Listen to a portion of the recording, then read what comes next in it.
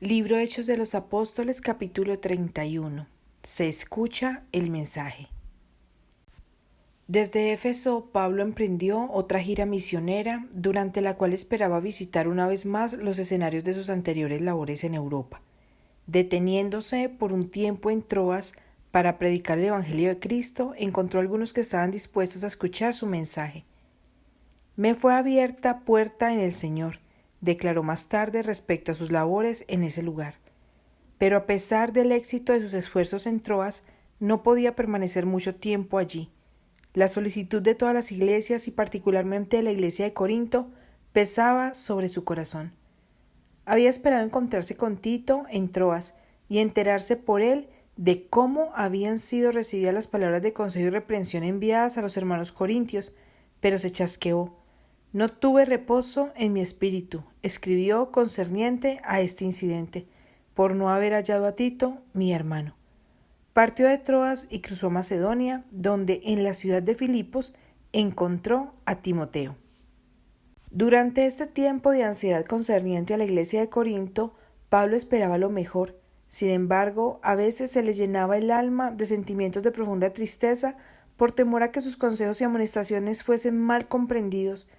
Ningún reposo tuvo nuestra carne, escribió más tarde. Antes, en todo fuimos atribulados, de fuera cuestiones, de dentro temores, mas Dios, que consuela a los humildes, nos consoló con la venida de Tito. Este fiel mensajero le trajo las alegres nuevas de que se había realizado un maravilloso cambio entre los creyentes corintios. Muchos habían aceptado la instrucción de la carta de Pablo y se habían arrepentido de sus pecados. La vida que ahora llevaban no era ya un oprobio para el cristianismo, sino que ejercía una poderosa influencia en favor de la piedad práctica.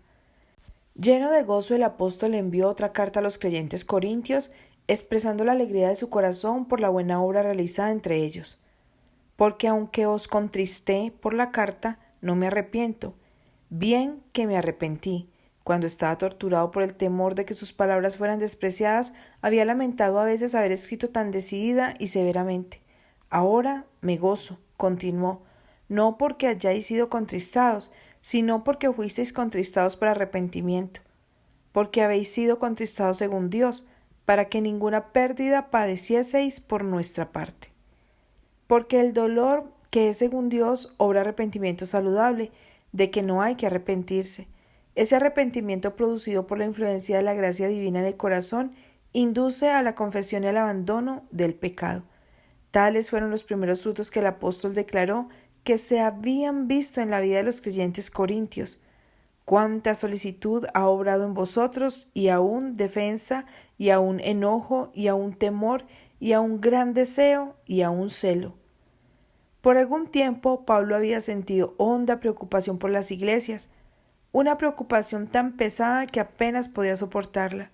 Algunos falsos maestros habían tratado de destruir su influencia entre los creyentes y de introducir sus propias doctrinas en lugar de la verdad evangélica. Las perplejidades y desalientos con que Pablo estaba rodeado se revelan en las palabras. Sobremanera fuimos cargados sobre nuestras fuerzas, de tal manera que estuviésemos en duda de la vida. Pero ahora se había quitado una causa de ansiedad. Al oír las buenas nuevas de la aceptación de su carta a los corintios, Pablo prorrumpió en palabras de regocijo. Bendito sea el Dios y Padre del Señor Jesucristo, el Padre de misericordias y el Dios de toda consolación, el cual nos consuela en todas nuestras tribulaciones, para que podamos también nosotros consolar a los que están en cualquier angustia, con la consolación con que nosotros somos consolados de Dios. Porque de la manera que abundan en nosotros las aflicciones de Cristo, así abunda también por el mismo Cristo nuestra consolación. Mas si somos atribulados, es por vuestra consolación y salud, la cual es obrada en el sufrir las mismas aflicciones que nosotros también padecemos. O si somos consolados, es por vuestra consolación y salud, y nuestra esperanza de vosotros es firme, estando ciertos que como sois compañeros de las aflicciones, así también lo sois de la consolación. Al expresar su gozo por la reconversión y el crecimiento de ellos en la gracia, Pablo atribuye a Dios toda la alabanza por esa transformación del corazón y la vida. Mas a Dios gracias, exclamó, el cual hace que siempre triunfemos en Cristo Jesús y manifiesta el olor de su conocimiento por nosotros en todo lugar, porque para Dios somos buen olor de Cristo en los que se salvan y en los que se pierden. Era costumbre entonces que un general victorioso en la guerra trajera consigo al volver una caravana de cautivos. En esas ocasiones se señalaban personas que llevaban incienso, y mientras el ejército regresaba triunfalmente, el fragante olor era para los cautivos condenados a muerte un sabor de muerte, que mostraba que estaba próximo el tiempo de su ejecución.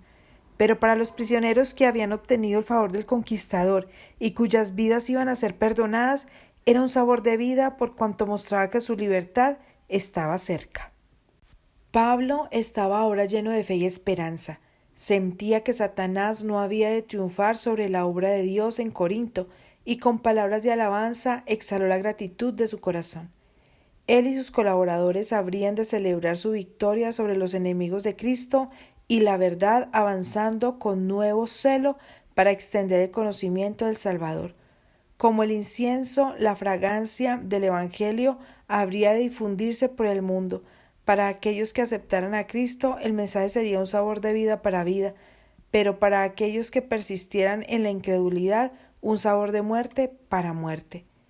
Comprendiendo la enorme magnitud del trabajo, Pablo exclamó: «Para estas cosas, ¿quién es suficiente?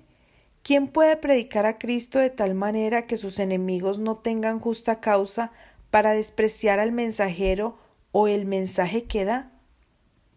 Pablo deseaba hacer sentir a los creyentes la solemne responsabilidad del ministerio evangélico. Solo la fidelidad en la predicación de la palabra, unida a una vida pura y consecuente, puede hacer aceptables a Dios y útiles para las almas los esfuerzos de los ministros. Los ministros de nuestros días, compenetrados del sentido de la grandeza de la obra, pueden con razón exclamar con el apóstol: «Para estas cosas, ¿quién es suficiente?». Había quienes acusaban a Pablo de haberse alabado al escribir su carta anterior.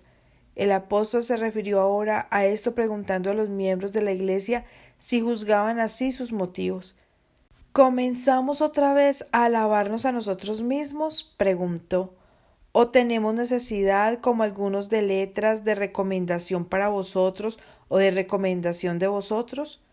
Los creyentes que se trasladaban a un lugar nuevo llevaban a menudo consigo cartas de recomendación de la iglesia con la cual habían estado unidos anteriormente, pero los obreros dirigentes, los fundadores de esas iglesias, no necesitaban tal recomendación. Los creyentes corintios, que habían sido guiados del culto de los ídolos a la fe del Evangelio, eran toda la recomendación que Pablo necesitaba. Su recepción de la verdad y la reforma que se había operado en sus vidas atestiguaban elocuentemente la fidelidad de sus labores y su autoridad para aconsejar, reprender y exhortar como ministro de Cristo. Pablo consideraba a los hermanos corintios como su recomendación. «Nuestra letra sois vosotros», dijo, «escritas en nuestros corazones, sabidas y leídas de todos los hombres, siendo manifiesto que sois letra de Cristo administrada de nosotros, escrita no con tinta, mas con el Espíritu del Dios vivo, no en tablas de piedra, sino en tablas de carne del corazón». La conversión de los pecadores y su santificación por la verdad es la prueba más poderosa que un ministro puede tener de que Dios le ha llamado al ministerio. La evidencia de su apostolado está escrita en los corazones de sus conversos y atestiguada por sus vidas renovadas. Cristo se forma en ellos como la esperanza de gloria. Un ministro es fortalecido grandemente por estas pruebas de su ministerio. Hoy, los ministros de Cristo debieran tener el mismo testimonio que la iglesia de Corinto daba de las labores de Pablo. Aunque en este tiempo los predicadores son muchos, hay una gran escasez de ministros capaces y santos, de hombres llenos del amor que moraba en el corazón de Cristo. El orgullo, la confianza propia, el amor al mundo, las críticas, la amargura y la envidia son el fruto que producen muchos de los que profesan la religión de Cristo. Sus vidas, en agudo contraste con la vida del Salvador, dan a menudo un triste testimonio del carácter de la labor ministerial bajo la cual se convirtieron. Un hombre no puede tener mayor honor que el ser aceptado por Dios como apto ministro del Evangelio. Pero aquellos a quienes el Señor bendice con poder y éxito en su obra no se vanaglorían. Reconocen su completa dependencia de Él y comprenden que no tienen poder en sí mismos. Con Pablo dicen: no que seamos suficientes de nosotros mismos para pensar algo como de nosotros mismos, sino que nuestra suficiencia es de Dios, el cual asimismo nos hizo ministros suficientes de un nuevo pacto. Un verdadero ministro hace la obra del Señor, siente la importancia de su obra y comprende que mantiene con la Iglesia y con el mundo una relación similar a la que mantenía Cristo. Trabaja incansablemente para guiar a los pecadores a una vida más noble y elevada, para que puedan obtener la recompensa del vencedor. Sus labios están tocados con un carbón encendido extraído del altar y ensalza a Jesús como la única esperanza del pecador. Los que le oyen saben que se ha acercado a Dios mediante la oración ferviente y eficaz. El Espíritu Santo ha reposado sobre él, su alma ha sentido el fuego vital del cielo y puede comparar las cosas espirituales con las espirituales. Se le da poder para derribar las fortalezas de Satanás. Los corazones son quebrantados por su exposición del amor de Dios y muchos son inducidos a preguntar: ¿qué es menester que yo haga para ser salvo? Por lo cual, teniendo nosotros esta administración según la misericordia que hemos alcanzado, no desmayamos, antes quitamos los escondrijos de vergüenza, no andando con astucia, ni adulterando la palabra de Dios, sino por manifestación de la verdad, encomendándonos a nosotros mismos a toda conciencia humana delante de Dios. Que si nuestro evangelio está aún encubierto, entre los que se pierden está encubierto, en los cuales el Dios de este siglo cegó los entendimientos de los incrédulos, para que no les resplandezca la lumbre del evangelio de la gloria de Cristo, el cual es la imagen de Dios. Porque no nos predicamos a nosotros mismos, sino a Jesucristo, el Señor, y nosotros vuestros siervos por Jesús. Porque Dios, que mandó que de las tinieblas resplandeciese la luz, es el que resplandeció en nuestros corazones para iluminación del conocimiento de la gloria de Dios en la faz de Jesucristo. Así magnificaba el apóstol la gracia y la misericordia de Dios, mostrada en el sagrado cometido que se le confiara como ministro de Cristo. Por la abundante misericordia de Dios, él y sus hermanos habían sido sostenidos en las dificultades, aflicciones y peligros. No habían amoldado su fe y enseñanza para acomodarlas a los deseos de sus oyentes, ni callado las verdades esenciales para la salvación a fin de hacer más atractiva su enseñanza.